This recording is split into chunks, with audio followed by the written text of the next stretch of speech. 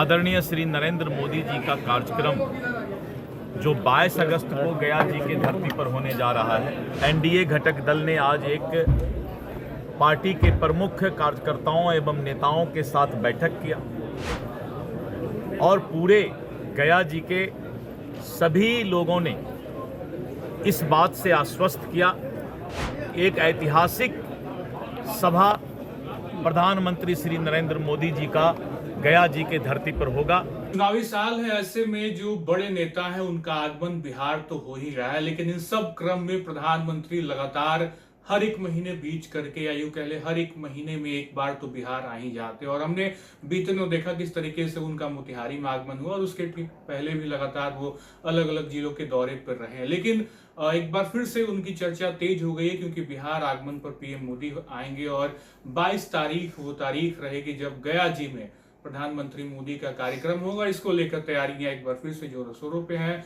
प्रदेश अध्यक्ष दिलीप जायसवाल तैयारी में लग चुके हैं और ऐसे में बड़े बड़े नेता भी 22 तारीख के कार्यक्रम को लेकर अपनी पूरी तैयारी लगा चुके हैं। आपको बता दें, आगामी 22 अगस्त को प्रधानमंत्री नरेंद्र मोदी और मुख्यमंत्री नीतीश कुमार की प्रस्तावित संयुक्त सभा को लेकर एनडीए के सभी घटक दलों की अहम बैठक भी की गई और इसको लेकर पूरी रणनीति तैयार की जा रही है। और इस बैठक की अध्यक्षता प्रदेश अध्यक्ष दिलीप जायसवाल ने की। 2 सत्रों में इस बैठक को किया गया है और मीडिया से हालांकि दूरी बनाकर रखी गई थी। बैठक के पहले सत्र में दिलीप जायसवाल ने केंद्र और राज्य की सरकार की उपलब्धियों को कार्यकर्ता के सामने रखा और उन्हें सभी तैयारियों को मिशन मोड में पूरा करने का संकल्प लिया। दूसरे सत्र में एनडीए के सभी दलों के प्रदेश अध्यक्ष, पदाधिकारी और कार्यकर्ता शामिल हुए और ग्राउंड लेवल पर पूरी तैयारियों को देखा गया, पूरी तैयारियों की चर्चा की गई। साथ साथ चूंकि बैठक हुई है और जब बैठक में तो मीडिया से दूरी बनाई गई थी, लेकिन बैठक के बाद जब मीडिया से बातचीत करते जब नेता नजर आए तो फिर वही तीखा अंदाज और वही तीखा पलटवार निकलकर सामने आया। विपक्ष द्वारा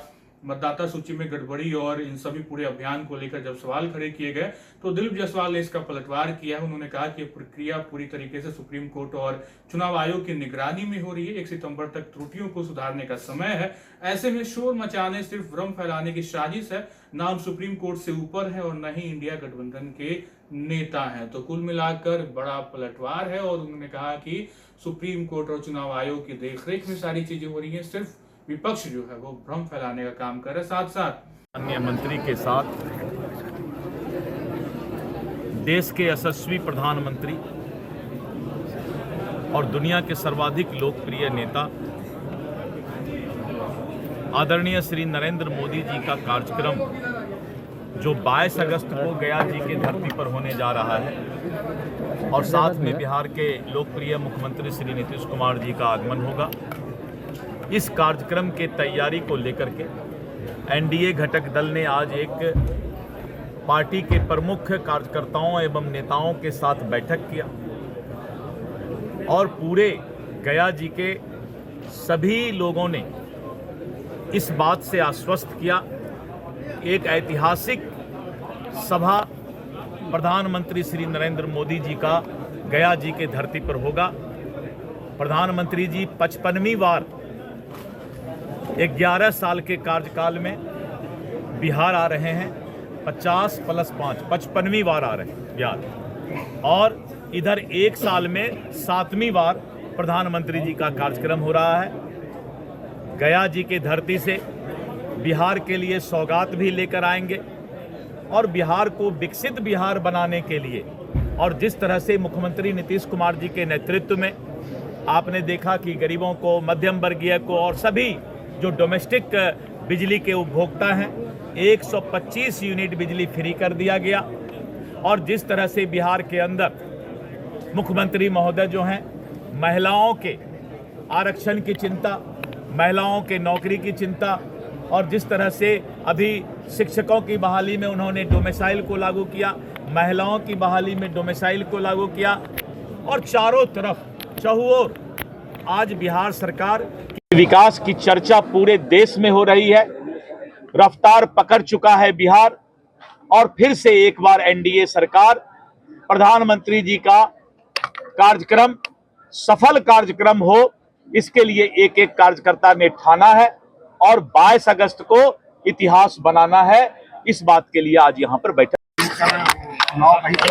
अब देखिए बताते हैं, कोई भी कितना नाटक कर ले, सच्चाई ये है कि अभी चुनाव आयोग ने 1 सितंबर तक का समय दिया है। अगर किसी का नाम 10 जगह है, किसी का नाम 2 जगह है, कोई मृत का नाम वोटर लिस्ट में आ गया है, कोई ट्रेस लिस्ट का नाम आ गया है, सभी लोगों को दावा, आपत्ति और सुधार करने के लिए 1 सितंबर तक का समय चुनाव आयोग ने दिया है। और इस देश की सर्वोच्च न्यायालय, माननीय उच्चतम न्यायालय सुप्रीम कोर्ट के मॉनिटरिंग में ये मतदाता प्रोडिक्शन का कार्य चल रहा है। तो जब आदरणीय सुप्रीम कोर्ट इसको देख रही है, जब चुनाव आयोग ऐसी संवैधानिक संस्था इस चीज को देख रही है, और चुनाव आयोग ने तो यहां तक कह दिया एक भी मतदाता छूटेगा नहीं, एक भी मतदाता छूट गया तो वो चुनाव आयोग की जिम्मेवारी चुनाव आयोग ने माना है। तो जब 1 तारीख तक, यानी अभी से करीब करीब 20-21 दिन तक मतदाताओं को अपना नाम जुड़वाने का, कटवाने का सब मौका मिला हुआ है, ऊपर से आदरणीय सुप्रीम कोर्ट का भी इस पर मॉनिटरिंग चल रहा है, तो फिर जनता पूछती है इस इंडी गठबंधन से, आखिर ये नाटक पहले क्यों? अगर आपको कोई आरोप लगाना हो, प्रत्यारोप लगाना हो, तो 1 सितंबर के बाद लगाइएगा। किसी को खोजिएगा, ढूंढिएगा कि इसका नाम छूट गया, इसका नाम गलत चढ़ गया। लेकिन जब नाव खुला ही नहीं है, जब ट्रेन खुला ही नहीं है, अब पैसेंजर को पकड़ रहे हैं कि भाई तुमको जगह मिला कि नहीं, अभी तो ट्रेन है ये है। तो ये नाटक जनता समझ रही, और चुनाव आयोग ने वादा किया है कि एक भी जेन्युइन मतदाता नहीं छूटेगा, तो फिर नाटकबाजी बंद होना चाहिए। चुनाव आयोग को डकैती करने का आरोप लगाया गया है। तो मैं, आप इतना देर में, इसका मतलब हमारी बात नहीं, को, तो वो तो बिहार की बात आप कर रहे हैं, बिहार का हो सकता है। अब तो बिहार, अभी ये भाई हम तो बिहार की बात बता सकते हैं। अभी तो बिहार पहले जो है, अभी बिहार में मतदाता प्रोडिक्शन शुरू हुआ है। कैसे आ गया ये भी बड़ी बिहार में अभी कौन, भिक्खू भाई क्यों नहीं आ सकते हैं भिक्खू भाई जी? यहाँ दिखा रहा है, क्यों नहीं आ सकते हैं?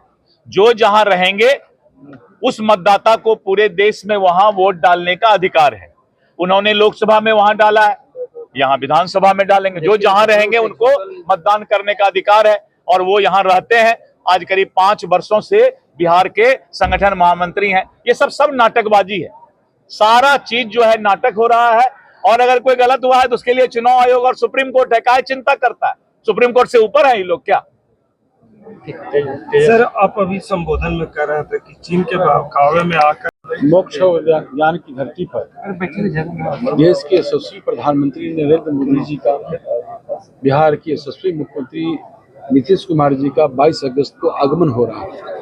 उस आगमन को तैयारी को लेकर हम 5 प्रदेश अध्यक्ष आए हैं। यहाँ के गया जी के लोगों से, हम अपने कार्यकर्ताओं से मिलने के लिए, एनडीए के कार्यकर्ताओं से इस तैयारी को लेकर, किस आने पर इस कार्यक्रम को और ऐतिहासिक कैसे बनाए, यादगार कैसे बनाए। इतनी भीड़ जुटे, ये जो हमारे गलत मंसूबे वाले लोग हैं उनका मंसूबा चकनाचूर हो जाए, इसकी तैयारी में हम लोग आए हैं।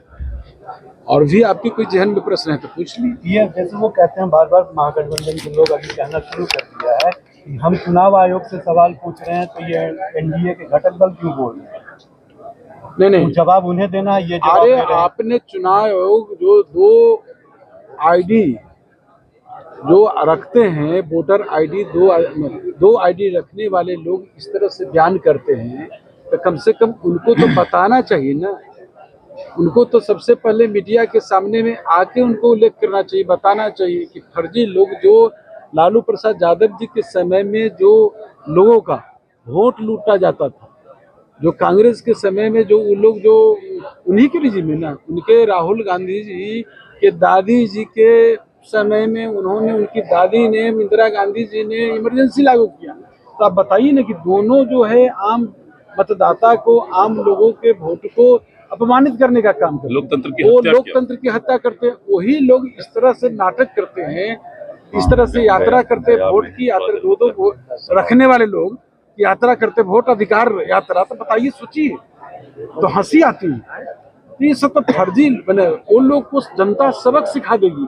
अस्थायी रूप से 2025 में विधानसभा के चुनाव में जनता सबक सिखा देगी। घर अस्थायी रूप से महागठबंधन को बिठा हम लोग का सभा रुका हुआ है। चुनाव ने पूरा तेज और तंज जो है वो लगातार नेताओं के जुबान पर है। चुनाव नजदीक है और पीएम मोदी का जब भी आगमन होता है तो हमने देखा है किस तरीके से एनडीए के घटक दल और तमाम वो बड़े नेता उस युद्ध स्तर पर तैयारी में लग जाते हैं, क्योंकि पीएम मोदी की सभा हमेशा से ऐतिहासिक होती रही और बड़े सौगात भी उन्होंने बिहार आकर दिए। लेकिन सवाल यही है कि सौगातों में वो चीज जो नजर आनी चाहिए, यानी बिहार से पलायन, शिक्षा और रोजगार की जो बात होनी चाहिए, शायद हर बार नदारत रहती। और तभी तो प्रशांत किशोर हर मंच से ये कहते हैं कि जो भी बड़ी घोषणाएं होती हैं रोजगार और पलायन को लेकर, वो सिर्फ गुजरात में होता है, बिहार में सिर्फ ट्रेनों के परिचालन पर ही ध्यान दिया जा रहा है, ताकि यहाँ से लोग पलायन कर दूसरे राज्यों में जाएं और वहां काम करें, वहां की जीडीपी में योगदान करें। तो फिर बिहार के जीडीपी में किस तरीके से योगदान होगा? बड़ा सवाल होगा अपने आप में कि आखिर